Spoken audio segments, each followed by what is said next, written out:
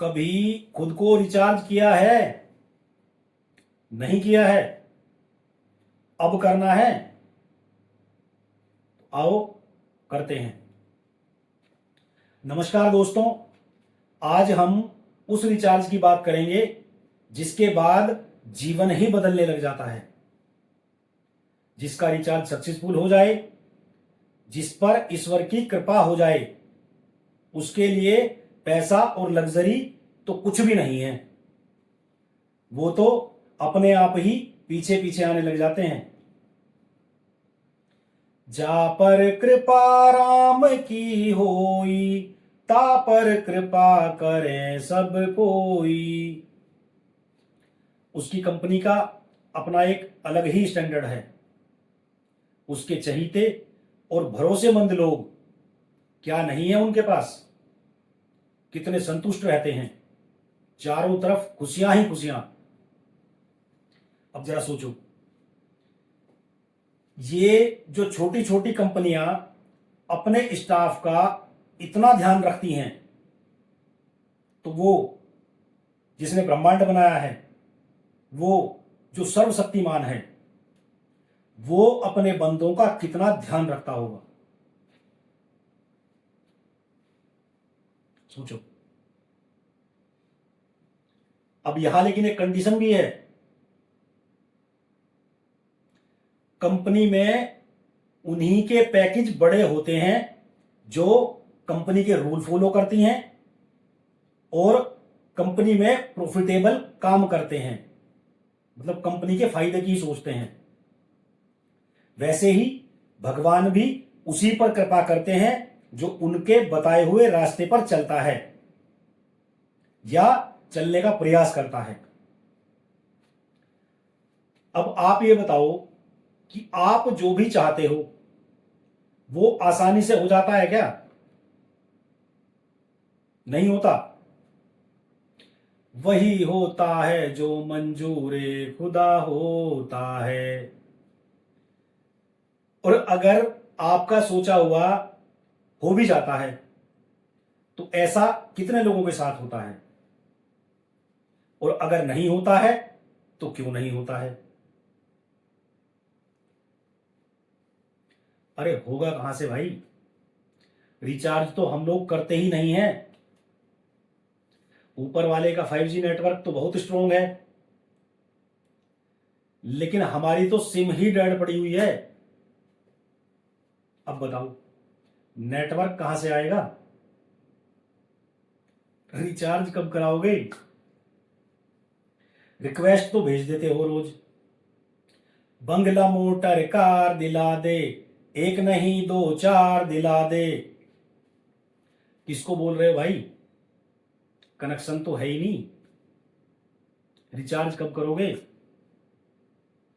Mobile का recharge करते हो तो मन का रिचार्ज कब करोगे?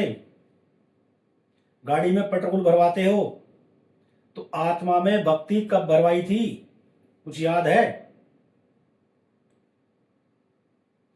बैंक बैलेंस रोज चेक करते हो तो ऊपर वाले का लेजर भी तो देखना चाहिए। पाप कितना, पुण्य कितना, और ब्याज किस पर चल रहा है? कुछ समझ में आ रहा है या ऐसे ही माथा गर्म कर रहा हूं? लास्ट तक देखना और फिर कमेंट करके बताना जरूर। कुछ वीडियो और भी पड़ी हुई हैं, कुछ कंफ्यूजन तो वहां से भी दूर हो सकते हैं, उनको भी देखना। बहुत सारी बातें क्लियर हो जाएंगी आपकी। मैं कहता हूं कि प्रभु की तरफ थोड़ा सा चलकर देखो। वो वेट कर रहे हैं आपकी कि कब मेरा बच्चा सही रास्ते पर आए और मैं उसको गोद में उठा लूं, बिल्कुल मां बाप की तरह। कनेक्ट करके देखो। वो ही तो इस पूरे जगत के मां बाप हैं। जब बच्चे को कोई भी परेशानी होती है तो बाप के पास भागता है या नहीं? अब फिर वो क्या करते हैं, उसे गोद में उठा लेते हैं और उसकी समस्या का समाधान करते हैं। और जब हमारी समस्याएं मां बाप के बस से बाहर हो जाती हैं, तब क्या करना चाहिए? तो तब इस जगत के बाप के पास जाना चाहिए। बस यही तो खेल है सारा, इसी को समझने की जरूरत है। अब देखो भाई, मेरा काम है बताने का, सरलता से समझाने का। बाकी आपकी समस्या है और समाधान आपको खुद ही करना पड़ेगा, और कोई भी आपकी समस्या का समाधान नहीं कर सकता।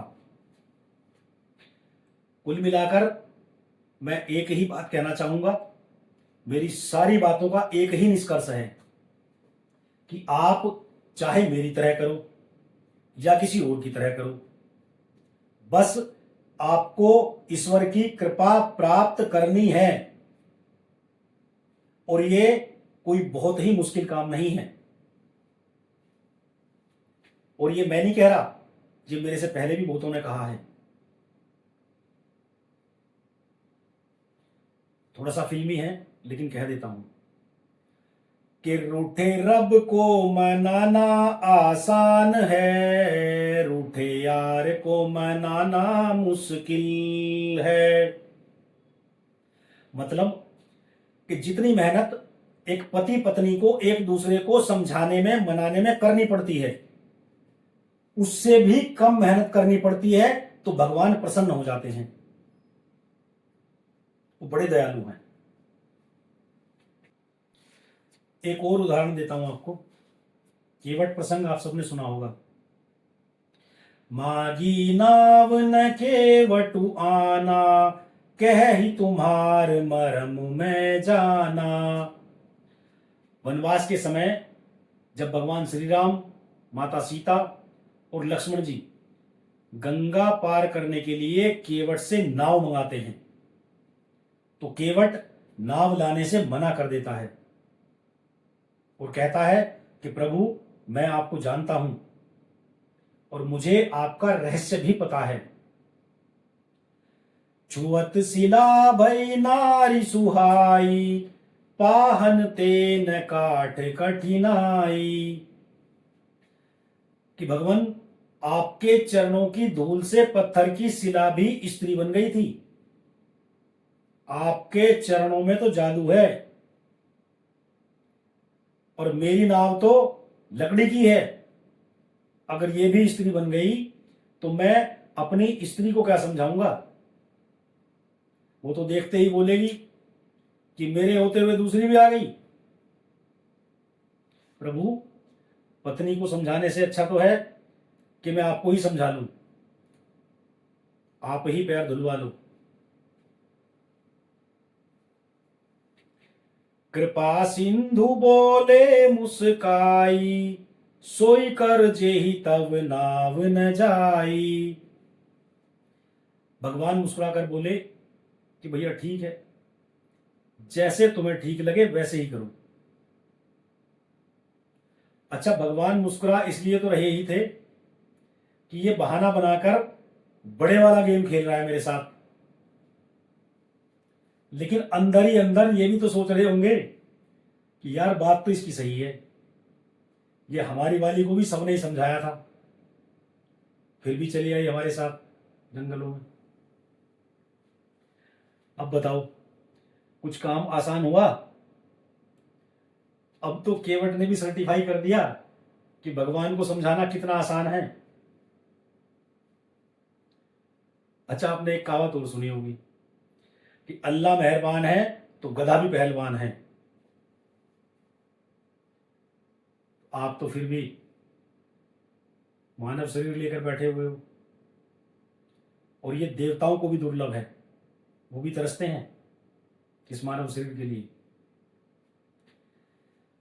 जैसे धूप से सोलर पैनल के द्वारा बैटरी को रिचार्ज किया जाता है, वैसे ही ईश्वर की कृपा के द्वारा मनुष्य का मन, बुद्धि और आत्मबल का रिचार्ज होता है। तो भैया, कैसे भी करो, बहुत सारे तरीके हैं।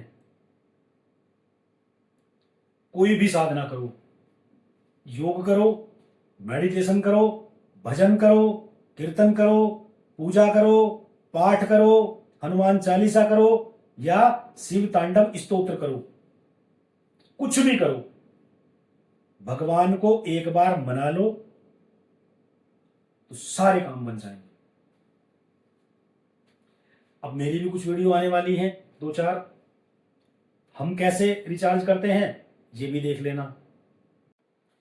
और भैया, अगर नाम जाप शुरू कर दिया है तो छोड़ना मत, और अगर अभी तक शुरू नहीं किया है तो जितना जल्दी हो सके नाम जाप शुरू कर दो, क्योंकि ये आपको अंदर से धोकर रख देगा।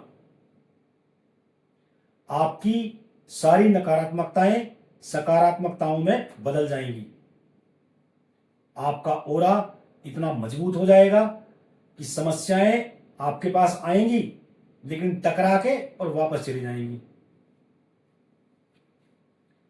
आया खेल समझ में? अब आज के लिए इतना ही काफी है, बाकी रिचार्ज अगले एपिसोड में करेंगे।